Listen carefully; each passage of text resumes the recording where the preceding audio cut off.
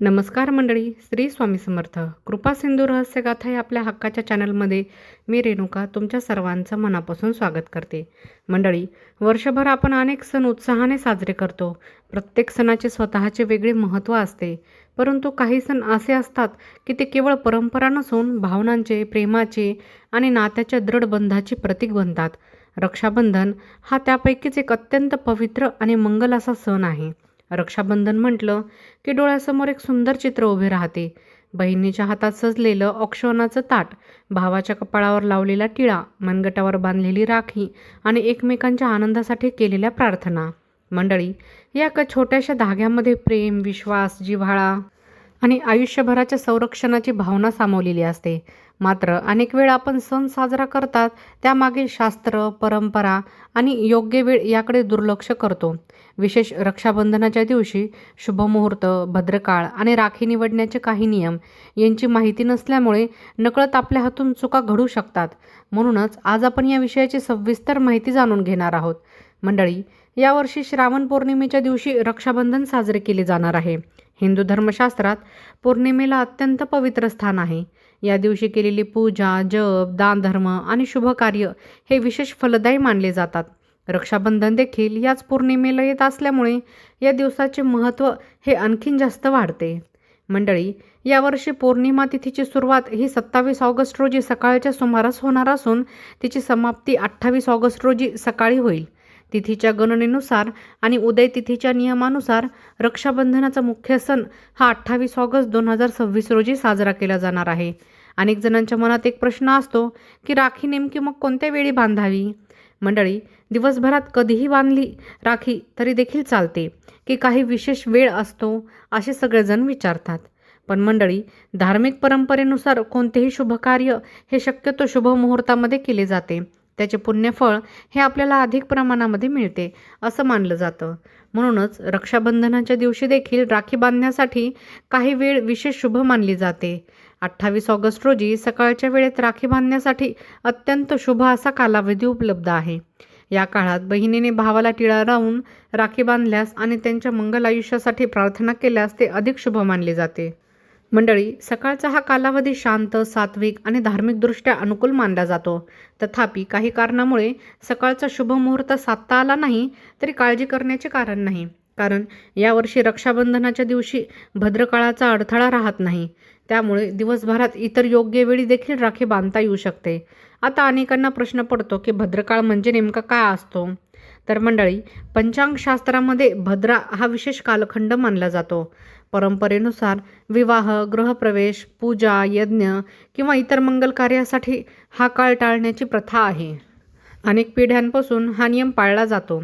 त्यामुळे रक्षाबंधनासारख्या शुभ सणात देखील भद्रकाळाची माहिती जाणून घेणे हे अतिशय आवश्यक ठरते. मंडळी, पौराणिक कथांमध्ये भद्रेचा उल्लेख आढळतो. तिचा स्वभाव उग्र आणि कठोर असल्याचे वर्णन केले जाते. त्यामुळे तिच्या प्रभावाच्या काळामध्ये शुभकार्य टाळण्याची प्रथा निर्माण झाली असं मानलं जातं. धार्मिक श्राद्ध आणि परंपरा यांच्या आधारावर आजही अनेक कुटुंबांमध्ये भद्रकाळाचे पालन केले जाते. यावर्षी विशेष बाब म्हणजे भद्रकाळाचा प्रभाव हा रक्षाबंधनाच्या मुख्य दिवशी सूर्योदयानंतर राहत नाही. त्यामुळे बहिणींना मोठा दिलासा मिळणार आहे. सकाळी शुभ मुहूर्तात किंवा त्यानंतरही योग्य वेळी राखी बांधणे शक्य होणार आहे. परंतु रक्षाबंधनाचा सण केवळ राखी बांधण्यापुरता मर्यादित नाही, तर या दिवसामागे एक सुंदर भावना दडलेली आहे.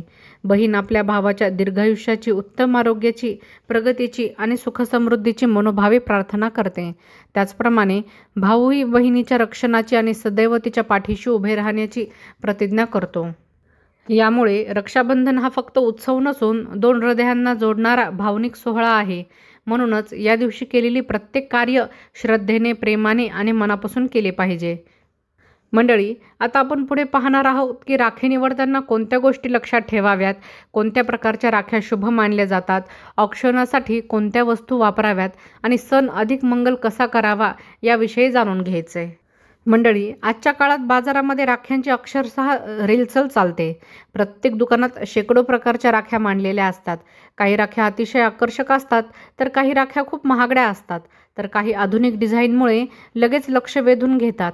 अनेक वेळा आपण राखीची निवड करताना तिच्या सौंदर्याकडे जास्त लक्ष देतो आणि तिच्या मागील शुभ अशुभ संकेताचा विचार करत नाही. खरं पाहिलं तर रक्षाबंधनातील सर्वात महत्त्वाची गोष्ट आहे गोष्ट ही राखीची किंमत नसते, तर त्या राखीमागची भावना असते. प्रेम, आदर आणि मंगल भावना यामधून बांधलेली साधी राखी देखील अत्यंत शुभ मानली जाते.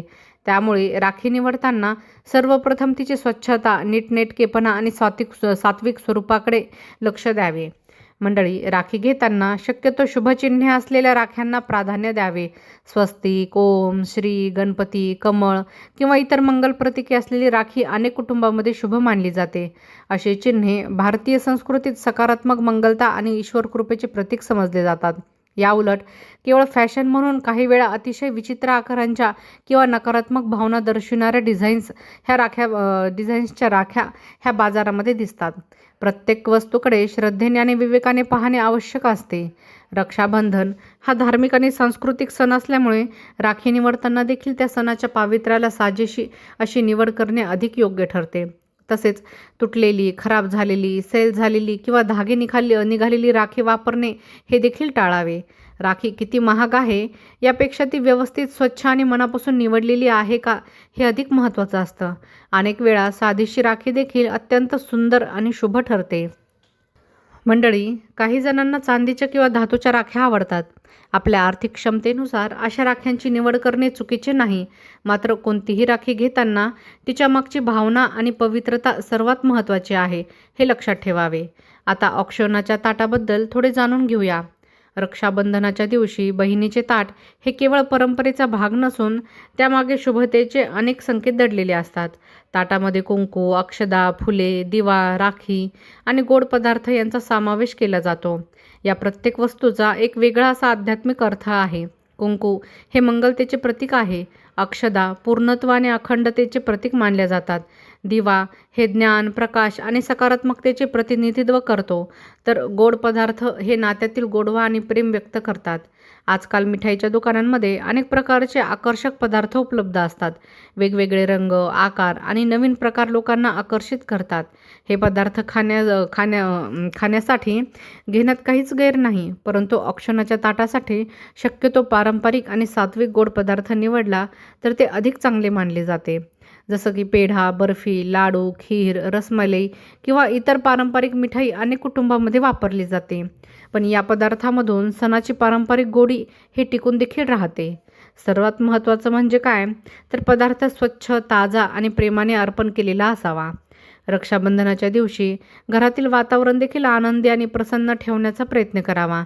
शक्य असल्यास सकाळी स्नान करून देवपूजा करावी, घरामध्ये दिवा लावावा, देवाचे स्मरण करावे आणि नंतरच रक्षाबंधनाचा विधी करावा. श्रद्धेने केलेले छोटेसे कार्य देखील मोठे पुण्य देते. मंडळी, आणखी एक चांगली प्रथा म्हणजे जुन्या वर्षीच्या खराब झालेल्या राख्या योग्य पद्धतीने विसर्जित करणे. अनेक वेळा जुन्या राख्या घरात वर्षानुवर्ष पडत राहतात. त्या आदरपूर्वक बाजूला काढून त्यांचे योग्य विसर्जन करणे हे देखील स्वच्छता आणि परंपरेचा एक भागच आहे. रक्षाबंधनाचा खरा अर्थ केवळ भेटवस्तूमध्ये नाही, तर आजच्या काळात अनेक जण महागड्या भेटी देण्यावर भर देतात. परंतु बहिणीच्या मनापासून केलेल्या प्रार्थना आणि भावाच्या प्रेमळ शुभेच्छा यापेक्षा मोठी भेट अशी दुसरी कोणतीही नाही. नात्यातील विश्वास, सन्मान आणि जिव्हाळा टिकून ठेवणे हाच या सणाचा मुख्य संदेश आहे. मंडळी, म्हणूनच यावर्षी रक्षाबंधन साजरे करताना शुभ मुहूर्ताची माहिती लक्षात ठेवा. शक्य असल्यास सकाळच्या मंगल काळात राखी बांधा. सात्विक आणि सुंदर राखीची निवड करा. औक्षणाचे ताट प्रेमाने सजवा आणि सर्वात महत्त्वाचं म्हणजे हा सण अगदी मनापासून साजरा करा. ईश्वराच्या कृपेने प्रत्येक भावाच्या आयुष्यात सुख, समृद्धी, उत्तम आरोग्य आणि यश नांदो. प्रत्येक बहिणीच्या जीवनात आनंद, समाधान आणि मंगलता नांदो. आपल्या सर्वांच्या नात्यामध्ये प्रेम, विश्वास आणि जिव्हाळा हा सदैव कायम राहो, ही स्वामी समर्थांच्या चरणी प्रार्थना.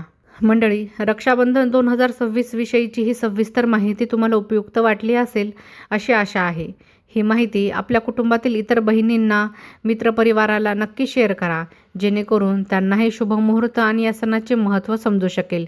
व्हिडिओ आवडला असेल तर लाईक करा, शेअर करा आणि आपल्या कृपा सिंधू रहस्यगाथा चॅनलवर नवीन असाल तर सबस्क्राईब करायला विसरू नका. श्री स्वामी समर्थ महाराजांचा आशीर्वाद आपल्या सर्वांवर सदैव राहो. श्री स्वामी समर्थ. जय जय.